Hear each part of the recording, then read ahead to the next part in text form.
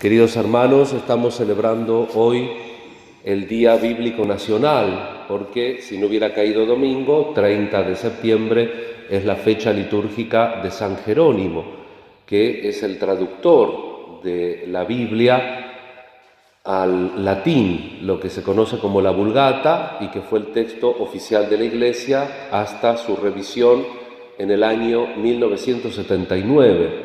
San Jerónimo primero arregló la traducción del latín que había del Nuevo Testamento y después, por pedido del Papa Dámaso I, comenzó a hacer la traducción del Antiguo Testamento, de todo el Antiguo Testamento.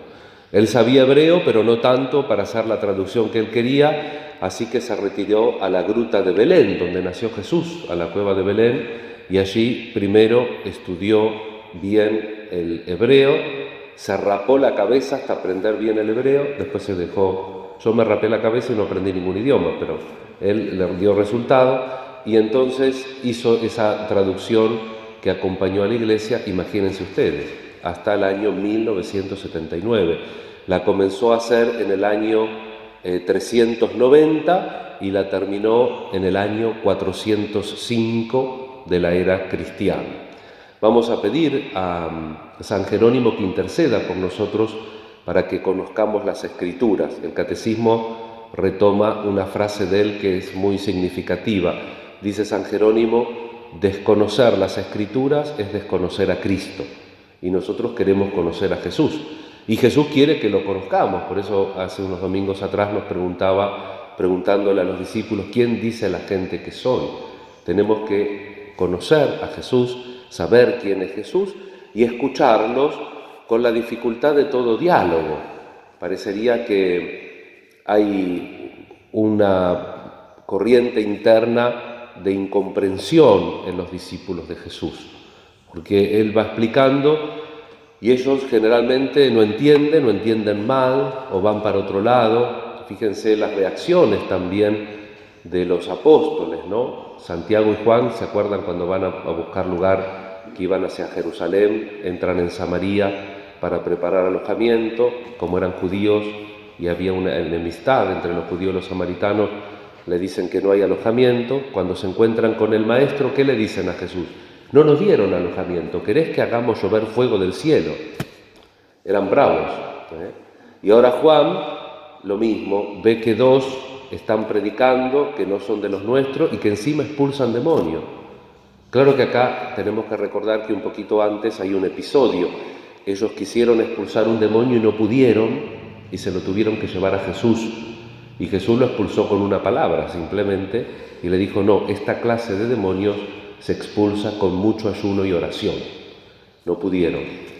Y el amor propio es el amor propio. Ven que otros que no son de ellos expulsan demonios, se van a quejar a Jesús: maestro, encontramos a dos que están expulsando demonios en tu nombre. Y Jesús dice: déjenlo, porque nadie puede hacer un milagro en mi nombre y después hablar mal de mí. El que no está contra nosotros, está con nosotros. La generosidad y la magnificencia de Dios, que con su espíritu sopla donde quiere. No tenemos que pelear a veces la pertenencia. A veces es muy común que lo hagamos como persona, porque tratamos de enraizarnos, ¿no es cierto? Muchas veces cuando uno habla en las comunidades, te dice: padre, yo estoy acá desde que se fundó. Cuando no te dice: yo la fundé, yo acá hace 20 años, ¿no? Como para dar una seguridad. Y la única seguridad es que estuvo 20 años, o 30, o 40. Pero la única seguridad que nosotros tenemos que buscar es escuchar la palabra de Dios y practicarla. El sentido de la justicia que tan prácticamente hace Santiago en la segunda lectura. Ay de ustedes los ricos que demoran el salario, en la concreción de la justicia. Pero la primera justicia, queridos hermanos, es no dar a cada uno lo suyo. La definición de justicia del derecho, de Ulpiano, dice que es la perpetua y firme voluntad de dar a cada uno lo suyo. Retribere unicuique sui. No a todos lo mismo, a cada uno lo suyo. Y al primero que le tenemos que dar es a Dios. A Dios le tenemos que dar lo suyo. Por eso la primera virtud de la justicia es la religión. Nosotros a través de la religión tratamos de darle a Dios lo suyo. Y después toda la constelación de virtudes y sus derivados que tienen que ver con nuestra relación, dar a cada uno lo suyo. Ayer a la tarde entregaba las Biblias, porque a la mañana se nos aguó aquí, a la tarde entregaba las Biblias en Santo Domingo y aprovechaba que estaban los papás y le digo a los papás, ¿ustedes quieren mucho a sus hijos? Sí. ¿A todos igual? Sí. Mal hecho, porque no son todos iguales. A los hijos hay que quererlo mucho. Me acuerdo de mi abuela, que en paz descanse, decía que me quería hasta el cielo. Y eso supongo que es mucho, ¿no? A todos los queremos mucho, pero no igual. ¿Por qué? Porque no somos igual. Sería una injusticia, porque cada uno somos cada uno, y entonces dar a cada uno lo suyo.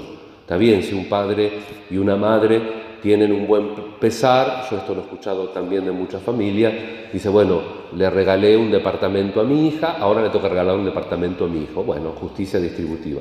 Pero en el orden existencial no es una cosa, bueno, te doy 5 pesos a vos, 5 pesos a vos, 5 pesos a vos. Eso no cambia. Pero absolutamente hablando, las personas somos individuales y no necesitamos las mismas cosas. Aunque después tenemos celitos, vieron que están los celitos, como pasa la primera lectura, que Moisés estaba un poco cansado del pueblo y a cada rato iba a la oración con Dios y decía, este pueblo que vos me diste, y Dios le decía, pero es tu pueblo, no sé qué, se peleaban, Dios se cansó también de que esté el otro a cada rato diciéndole que el pueblo, dice, bueno, Moisés, dice, Dios, te veo cansado, elegite a 70, asegúrate que sean ancianos, que sean escribas, y yo les voy a dar mi espíritu para que te ayuden en el gobierno del pueblo. Hacen eso, eligen los 70, y resulta que 2 se quedan vagueando, se despistan, total que no van a la carpa. Van 68 nomás, pero cuando Dios promete el espíritu, también el espíritu cae sobre esos 2 que no habían estado presentes cuando Moisés hace el ritual. Y entonces viene uno y dice, hemos visto a estos 2 profetizando. Y Josué, que iba a ser el heredero de Moisés, fíjense cómo estamos gobernados a veces, Josué, que iba a ser el heredero de Moisés, le dice, impedíselo. Y dice Moisés, ¿pero qué, ahora vas a estar celoso a causa de mí? Ojalá todos fueran profetas. Ojalá que todos los dones de Dios fueran para todos. No, este pisó mi baldosa. Ojalá que todos pisen nuestra baldosa en la fe, en el conocimiento de Jesús, en el encuentro. Y esto es muy importante, hermanos, porque a veces estos pequeños celitos hacen que se empañe la fe que tenemos. Y dice Jesús que no hay que escandalizar a los pequeños, que hay que cuidar la fe de los pequeños. Y entonces tenemos que hacer el esfuerzo de siempre ir examinándonos, corrigiéndonos, para cuidar la fe de los pequeños, porque escandalizar a alguien, escándalo viene de una palabra que quiere decir tropiezo. El ser tropiezo para la fe de alguien es un pecado muy grave. Y Jesús, que hablaba en arameo, un derivado del hebreo, es un idioma muy concreto, muy fuerte, cuando uno lo escucha y no lo sabe, dice, mejor atarse una piedra de moler y que sea arrojado en el mar antes que escandalizar un pequeño. Y ahí obviamente que Jesús no quiere que nos arranquemos el ojo, ni el pie, ni nada, pero dice que tenemos que ser contundentes. Si un ojo es ocasión de pecado, arráncatelo. No estés mirando, no estés chismoseando. Si tu mano es ocasión de pecado, córtatela. Si sabes que haciendo tal o cual cosa vas a caer en tal o cual defecto, no lo hagas. Si tu pie es ocasión de pecado, córtalo, porque más te vale entrar rengo en la vida que ir con los 2 pies, traducen acá, al infierno. En el original dice la Gehenna. ¿Saben lo que es la Gehenna? La Gehenna, nosotros tenemos una pequeña Gehenna cerca, chiquitita. La Gehenna era el basurero que estaba fuera de la ciudad y que constantemente estaba quemándose. Nosotros tenemos acá en el cementerio que tiran la basura, cada tanto nos prenden una pequeña Gehenna. Y eso era el símbolo, porque el hebreo es un idioma concreto, el basurero constantemente ardiendo era símbolo del infierno. Entonces es mejor, dice Jesús, estar rengo un poquito acá que no ir con los 2 pies al infierno. ¿Qué quiere decir? Que tenemos que ser contundentes. Y si los pies nos llevan a un lugar donde no tenemos que ir, tenemos que no ir a ese lugar. Tenemos que hacer el esfuerzo. Pero tranquilos, que Dios sabe y tiene paciencia. ¿Cuántas veces Jesús les enseña una y otra vez a sus discípulos que entiendan las palabras, que entiendan la misericordia, que entiendan que el Espíritu sopla donde quiere? ¿Nos vamos a salvar solamente los católicos? Nos vamos a salvar todos los que de alguna u otra manera respondan al poder de Dios. Y eso no hace que todas las religiones sean verdaderas. Lo que hace es dejar patente, evidente, que Dios es todopoderoso y tiene misericordia, como decía la oración de la misa. ¿Escucharon la oración primera de la misa? Dios, que manifiestas tu perdón, que manifiestas tu poder en el perdón y en la misericordia. ¿Cómo manifiesta la gente el poder? Pisando fuerte o marcando la cancha. ¿Cómo manifiesta Dios el poder? En el perdón y en la misericordia. Nos tiene siempre paciencia, siempre nos espera para que entendamos sus palabras, para que tratamos de reconocer el Espíritu allí donde quiera que sople, porque en definitiva, el que busca la verdad, el que quiera realizar la verdad, ese encuentra a Cristo.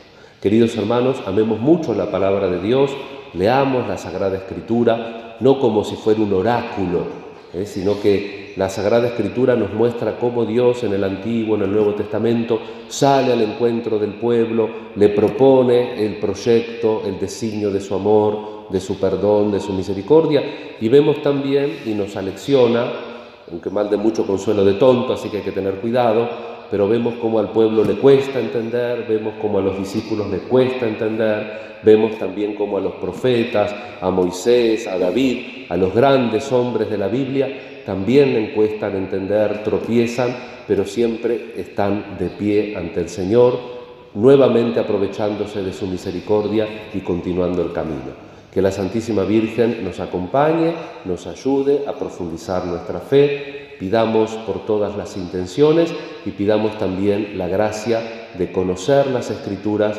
para conocer a Cristo. Que así sea.